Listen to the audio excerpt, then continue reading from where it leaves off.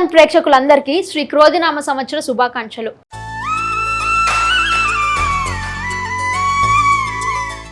శ్రీ క్రోధినామ సంవత్సరంలో మకర రాశి వారికి ఎలాంటి ఫలితాలు గోచరిస్తున్నాయి?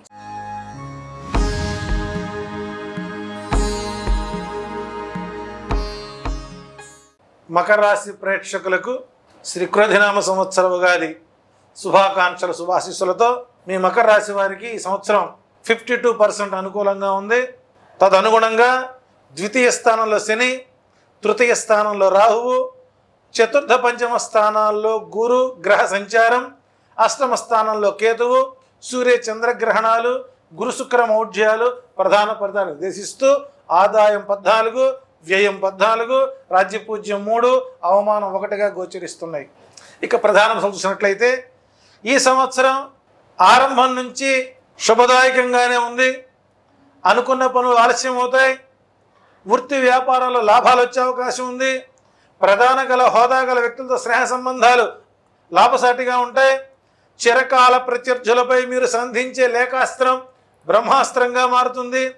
మీ సంతానంలో ఒకరికి ప్రతిష్టాత్మకమైనటువంటి ఉద్యోగాన్ని సంపాదిస్తారు. న్యాయబద్ధంగా మీకు రావాల్సిన ఆర్థిక ప్రయోజనాలు కోర్టు ద్వారా సంపాదించుకోగలుగుతారు. విద్యార్థులకు మతిమరుపు, జ్ఞాపక శక్తి తక్కువగా ఉన్న పరీక్షల్లో మంచి ఫలితాలే గోచరిస్తున్నాయి. ఉద్యోగస్తులకు ప్రమోషన్లతో కూడినటువంటి ట్రాన్స్ఫర్లు లాభాన్ని గడిస్తారు. జాయింట్ వ్యాపారాలు లాభసాటిగా ఉంటాయి.